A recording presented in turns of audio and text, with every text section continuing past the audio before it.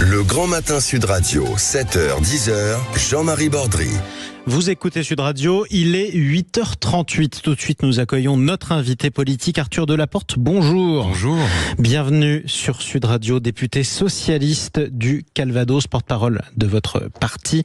Au lendemain d'un bureau national de votre parti, particulièrement où l'opposition à la direction s'est clairement fait entendre en accusant la direction parfois même d'appeler à participer à l'émeute. Ce sont les mots d'Hélène Geoffroy, la maire de Vaux-en-Velin. Manifester le 7 septembre avec la France Insoumise, c'est comme appeler à une émeute. Qu'est-ce que vous répondez à ça ? Je réponds que j'apprécie beaucoup Hélène Geoffroy, mais parfois il faut aussi s'éviter de caricaturer les choses. La manifestation, c'est la culture de la gauche. La manifestation, c'est ce que nous avons fait pendant la réforme des retraites. Et je ne crois pas qu'à l'époque, Hélène Geoffroy ait dit que c'était des émeutes. Donc voilà, il y a un moment, il faut raison garder, d'autant que c'est par ailleurs pas les dangereux insoumis qui ont appelé à manifester. C'est la CGT. Mais les gentils CGTistes et des organisations syndicales. Donc moi, je dis toujours que même si on n'appelle pas en tant qu'organisation de Parti Socialiste à aller dans la rue, on peut tout à fait comprendre celles et ceux qui y vont pour manifester leur colère. Moi, j'y serais sans doute, oui, pour être avec celles et ceux des électeurs de ma circonscription. Je pense par exemple à Fabienne qui m'écrivait hier un message sur Facebook qui me disait mais comment on fait, comment on peut manifester notre mécontentement ? Vous pouvez aller dans la rue, le dire très calmement et très pacifiquement. Mais très bien, vous allez aller dans la rue, manifester, mais malgré tout, vous dites qu'il n'y aura pas d'émeute. Quand on entend les propos de certains de vos alliés, je pense par exemple au communiste Fabien Roussel, je le cite, ce que nous n'avons pas obtenu par les urnes, nous l'obtiendrons par le rapport de force. Ça veut dire quoi ? Le rapport de force, c'est pas sortir des pics et des faux pour aller prendre d'assaut l'Élysée. Non, le rapport de force, c'est un rapport de force qui est déjà un rapport de force politique. Dire qu'on ne cédera pas à cette tentative de chantage institutionnel du président de la République qui détourne la Constitution pour son bon vouloir, je suis désolé, mais ce n'est pas normal. Donc il y a un rapport de force politique dans l'espace public, dans les médias, mais il y a aussi un rapport de force au Parlement que nous allons continuer de mener, non seulement parce que nous sommes la principale force politique avec le nouveau Front Populaire au sein de l'Assemblée nationale, mais aussi parce que je connais beaucoup de déçus. C'est vrai, vous l'avez raison de le dire. Nous sommes la seule coalition d'ailleurs qui a 193 députés et le président de la République n'est pas en capacité d'en aligner autant. Sauf si certains claquent la porte et c'est ce qui pourrait arriver. Quand on lit le compte-rendu de votre bureau national, pardon, mais ça a tiré en quelque sorte à balles réelles. C'est une métaphore, évidemment. Mais je relis ce qu'a dit Hélène Geoffroy. C'est la patronne du Conseil national de votre parti. C'est le Parlement du parti. Je rappelle qu'elle représente à peine 15% du parti. Et c'est la présidente du Parlement de votre minoritaire, parti. Oui. Très bien, mais les provocations de la France insoumise ne cesseront jamais. C'est dans leur ADN. C'est ainsi qu'elle parle de vos alliés. Ils ne veulent pas gouverner. Nous le voulons et nous le devons. Alors, est-ce que vous devez gouverner ? J'en cite un autre, le patron d'une puissante fédération socialiste, Sébastien Vincini. Il est temps de rompre. Fédération de la Haute-Garonne. Enfin, vous faites face à une fronde pour l'instant. Ça peut se terminer par une scission. Moi, je connais bien Sébastien Vincini. C'est un ami. Il veut rompre. Non, mais si vous lisez l'ensemble de l'interview, il explique qu'on peut être légitimement, et comme le disait Hélène Geoffroy aussi, agacé par certaines outrances de Jean-Luc Mélenchon. Et moi, je ne dis pas autre chose, mais je dis une chose essentielle, c'est que aujourd'hui, si nous pesons dans le rapport de force face au président de la République, c'est parce que la gauche s'est montrée unie lors des élections législatives, et c'est parce qu'elle est restée unie pendant l'été. Qu'attend Emmanuel Macron ? Il attend le triste spectacle des divisions du Parti socialiste. C'est ce qui se passe. Oui, mais vous voyez que c'est des déclarations. C'est des déclarations. À la fin, le juge de paix, c'est les votes au Parlement. C'est combien est-ce qu'il y a de députés qui sont prêts à censurer un gouvernement macroniste ? Et je peux vous le dire, hier matin, on a eu une réunion du groupe socialiste avec Boris Vallaud et la position, elle est extrêmement claire. Pas un député n'a été la contester. Tout gouvernement qui sera la perpétuation du macronisme sera évidemment censuré par les députés socialistes. Sauf que vous n'êtes pas sur la ligne de tous vos alliés. Je reviens à la France Insoumise. C'est quand même le premier groupe du nouveau Front Populaire. Combien y a-t-il de députés socialistes prêts à voter la motion de destitution que va porter la France Insoumise contre Emmanuel Macron ? Alors, mais ça, vous avez deux choses. Vous avez d'un côté une motion de censure, qui est la manière de faire tomber un gouvernement, et de l'autre, l'hypothèse l'hypothèse évoquée par les Insoumis d'une procédure. Pour eux, c'est plus qu'une hypothèse. Ils ont annoncé qu'ils la lanceraient. En fait, si on fait un peu de droit constitutionnel, pour faire une destitution du président de la République, il faut 2/3 des députés, 2/3 des sénateurs. Et je dois le dire, ne mentons pas, ne racontons pas de foutaises. Aujourd'hui, le vrai sujet, c'est pas la destitution, c'est la censure. Voilà, la destitution, ça n'arrivera pas. On n'a pas de majorité pour ça. Donc arrêtons de perdre du temps sur des non-hypothèses et concentrons-nous sur l'essentiel.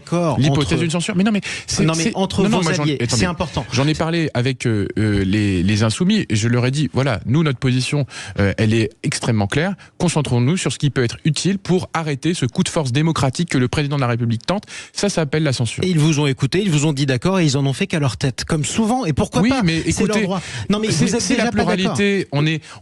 Excusez-moi, mais le camp présidentiel, est-ce qu'il est uni? Non. Est-ce que Gabriel Attal et Laurent Marcangeli sont capables de parler d'une même voix et d'envoyer un même courrier à l'ensemble des députés? C'est deux partis différents aussi. C'est deux partis différents, mais nous avons écrit ensemble, tous pendant l'été, parler d'une même voix avec les différents groupes, avec Lucie Casté. Donc vous voyez bien qu'on est capable de parler d'une même voix sur l'essentiel. Et c'est vrai qu'il y a des divergences de fond, elles existent, mais nous avons un programme commun, ce qui n'est pas le cas des autres. Certes. Et je dois le dire, la gauche est la formation la plus unie. Allez chercher plus large que nous, plus unis que nous, vous ne trouverez pas, même si évidemment il y a des expressions divergentes, ça s'appelle la démocratie. Mais plus large que vous non plus ne trouvez pas. C'est ce qui s'est passé à l'Assemblée nationale, l'élection de la présidence de l'Assemblée nationale.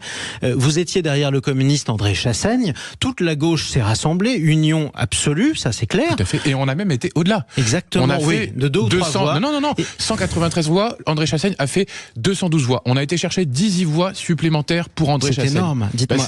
Non, mais c'est pas avec ça qu'on fait voter. Pardonnez mon ironie, mais... Non, mais Yael Braun-Pivet a fait un deal avec les Républicains. Elle a bénéficié des voix de LR. Le problème, c'est que... Comment croire, justement ? C'est que ça ne fait pas une majorité, puisque vous voyez bien que Laurent Wauquiez, quand on lui dit « Est-ce que vous voulez faire la même coalition que vous avez fait pour faire élire Yael Braun-Pivet à l'Assemblée nationale ?» Au gouvernement, il dit non. Donc il n'y a pas de coalition Macron-LR. S'il y en a une, eh bien nous dirons « Ok, qu'il gouverne ». Sauf qu'aujourd'hui, je constate que les Républicains ne sont pas prêts à gouverner avec Emmanuel Macron. Pour l'instant, mais en attendant, ils ont fait la preuve qu'ils étaient capables de faire un deal, comme vous le dites. Comment croire que vous soyez... Non, mais comment croire que vous soyez capable, vous, la gauche, de faire un deal sur telle ou telle loi si vous n'avez pas réussi à le faire sur un poste qui est quand même honorifique, le président de l'Assemblée nationale? Comment on allait aller acheter les macronistes avec Yael Braun-Pivet? C'est très simple. Yael Braun-Pivet a acheté les Républicains en leur donnant des postes à l'Assemblée. Donc c'est facile. Pourquoi vous voulez pas acheter les autres? Mais vous voyez bien que nous, on a aujourd'hui fait un accord avec les Lyotte. Il y a des Lyotte qui ont voté pour nous. Sauf qu'en fait, ce n'était pas les députés indépendants, ce n'était pas suffisant pour obtenir la majorité. Mais vous voyez bien que les Républicains, ils vont pas aller discuter avec les communistes ou les Insoumis. Vous voyez très bien que c'est impossible. Par contre, on pourrait évidemment, sur la question du pouvoir d'achat, sur la question des déserts médicaux, sur la question du service public, là, construire des majorités de fait. Et c'est ce que proposait d'ailleurs Lucie Casté. Et je pense que le président de la République aurait dû inverser sa logique de raisonnement, ne pas décréter a priori qu'elle serait censurée, mais lui donner la possibilité de gouverner, d'aller chercher des majorités. Et on aurait vu si on était censuré derrière au bout d'un mois, un mois et demi. C'est ce qui fait dans toutes les démocraties modernes, dans tous les parlements. En Espagne, par exemple, il y a 4 ans, quand Pedro Sanchez est devenu Premier ministre, il n'était pas le premier choix du roi, il était le deuxième choix. Il y avait une censure de la droite, il a réussi à obtenir une majorité et je pense qu'on aurait dû procéder ainsi. D'abord, la principale force politique au gouvernement. Marine Le Pen, pour clarifier la situation, appelle le président de la République à faire convoquer une session extraordinaire du Parlement. Est-ce que c'est une bonne solution? Justement, on appelle un gouvernement, on voit s'il est censuré ou pas, on passe au suivant et ainsi de suite. Mais moi, je le dis depuis le début, de toute façon, ça n'a pas de sens de commencer à réunir le Parlement au 1er octobre, d'une part parce qu'il y a des projets de loi à examiner. C'est pas que je suis d'accord avec Marine Le Pen, c'est que je porte cette idée également dans le débat, c'est qu'on ne peut pas passer le mois de septembre sans se réunir au Parlement, compte tenu par ailleurs de la situation politique qui nous appelle à débattre, à discuter et qui de toute façon, à partir du moment où il y aura un gouvernement, devra l'amener aussi à se présenter devant le Parlement. Toujours un gouvernement mené par Lucie Casté pour vous, on est d'accord, c'est toujours la prétendante du nouveau Front populaire. Pour moi, Lucie Casté est le trait d'union de la gauche. C'est elle qui a la légitimité pour nous représenter collectivement. Donc moi je soutiens évidemment Lucie Casté qui est par ailleurs une femme de grande valeur. Alors Lucie Casté justement dont une déclaration circule énormément depuis quelques jours sur les réseaux sociaux, c'était aux amphis d'été de la France Insoumise. Si les gens, je la cite en paraphrasant à peine, votent Front National, RN, c'est parce qu'ils regardent CNews. Ils regardent CNews et on leur apprend à croire que le problème c'est les Noirs et les Arabes. Et la réponse de Lucie Casté, donc pour faire baisser le Rassemblement National, du moins son vote, c'est de réguler les médias. Est-ce que c'est vraiment sérieux sérieux comme analyse politique quand vous voyez que le Rassemblement national est arrivé nettement en tête du premier tour? C'est parce qu'ils regardent CNews, les Français? Mais bien sûr, et je peux vous le dire parce que j'ai fait une campagne législative il y a de cela 2 mois maintenant, et j'ai croisé tous les jours des gens qui avaient des propos mais complotistes, pour certains, en disant « Regardez, vous, la gauche, vous allez remettre le voile à l'école. » Je dis « Mais qu'est-ce que vous racontez ?» Ils me disaient « Mais je l'ai vu à la télé. » Je disais « Mais où ça à la télé ?» Sur CNews. Et donc, quand on... Et ça m'est arrivé plusieurs fois. Donc vous voyez que quand on a une chaîne télé qui a été condamnée à 18 reprises par l'Arcom, qui par ailleurs va avoir de vrais sujets de pluralisme et de diffusion de fausses informations, on a un vrai problème démocratique. Et ce que dit Lucie Casté, c'est que quand dans une démocratie, on a une chaîne télé qui ne fait pas son travail, qui diffuse des fausses informations, qui maltraite le débat démocratique, oui, il faut la réguler, parce que sinon, ça participe à fausser les élections. Mais ça veut dire la réguler, ça veut dire lutter contre le monopole, par exemple, de Monsieur Bolloré, ça veut dire casser ses médias. Ça veut dire casser sa licence, comme on a cassé par exemple, en tout cas sa fréquence, pardon, comme on l'a fait pour C8. C'est ce que vous... Ça veut dire imposer aux chaînes des obligations de déontologie. Et c'est ce qui se passe à CNews. Si je me mets à raconter n'importe quoi, vous pouvez être condamné. Et donc aujourd'hui, il faut le faire. Évidemment, il faut empêcher la diffusion de fausses informations, mais il faut aussi faire en sorte qu'il n'y ait pas une personne qui contrôle Europe 1, Paris Match. Certes, mais ça c'est vieux comme le monde. C'est la lutte contre la concentration. Et c'est ce que dit Lucie Casté, rien d'autre. Comment vous pouvez donner des leçons de démocratie aujourd'hui quand vous expliquez que le pouvoir politique devrait quand même encadrer les médias et en particulier davantage ceux qui ne vous plaisent pas? Vous savez, les médias sont aujourd'hui encadrés. Mais justement, mais pas assez à votre goût. Mais pas assez parce qu'on voit bien les dérives qui se passent. Et donc, je vous le dis, si Sud Radio se mettait à devenir comme CNews, c'est-à-dire une chaîne qui refuse la contradiction, qui met une idéologie d'extrême droite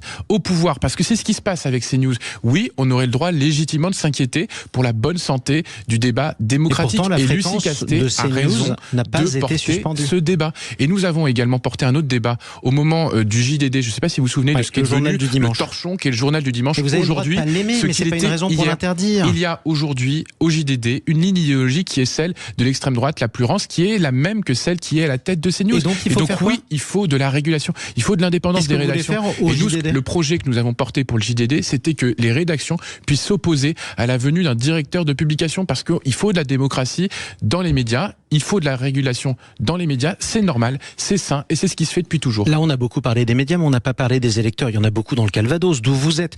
Est-ce que vous comprenez quand même que ce soit particulièrement infantilisant pour des gens qui ont voté Rassemblement National, que vous leur disiez oui, mais c'est parce que vous avez regardé la télé et vous avez gobé des âneries? Parce que c'est ça que vous dites concrètement. Vous dites aux gens qui ont voté Rassemblement National, c'est parce qu'ils ont raconté des fake news à la télévision et c'est pour ça qu'ils ont voté. Ça fait partie des facteurs, évidemment, qui participent de la diffusion des idéologies racistes. Bien sûr. Quand je passe ma journée devant CNews, je peux vous dire qu'on ressort abasourdi par autant de... Enfin, je veux dire, j'ai été un moment sur CNews. Je passais mon temps à commenter le moindre fait divers. Et la conclusion, c'était toujours « Ah, quand même, il y a trop d'insécurité en France. » Est-ce que ça sert le discours du RN? Bien sûr. Donc moi, je trouve que Lucie Casté a raison de dénoncer ces médias qui vivent sur le fond de commerce de la peur, de la même manière que le Rassemblement National. Et en un mot, est-ce que vous regrettez que l'Arcom n'ait pas coupé sa fréquence à la TNT? Alors, je regrette que CNews n'ait pas changé face à toutes les sanctions financières qu'ils se sont prises, et je pense qu'il faudrait parfois être un peu plus dur, en effet, mais bon, moi je respecte le régulateur, je respecte la justice, à la différence de certains. Et ben en tout cas, on respectera toujours la liberté de parole sur Sud Radio, mais aussi la liberté d'informer et d'avoir des opinions divergentes. Toutes sont respectées ici sur Sud Radio.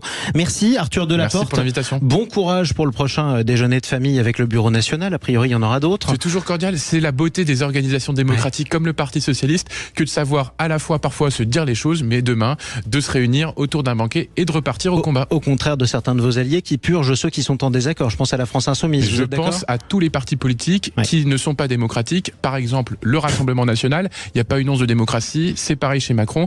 Donc chacun doit balayer devant sa porte. Merci Arthur Delaporte, député socialiste du Calvados, porte-parole du parti. Allez, restez avec nous. Après la politique, un petit peu de voyage. On va essayer de se détendre et de faire un petit peu de tourisme. Il est 8h52 sur Sud Radio.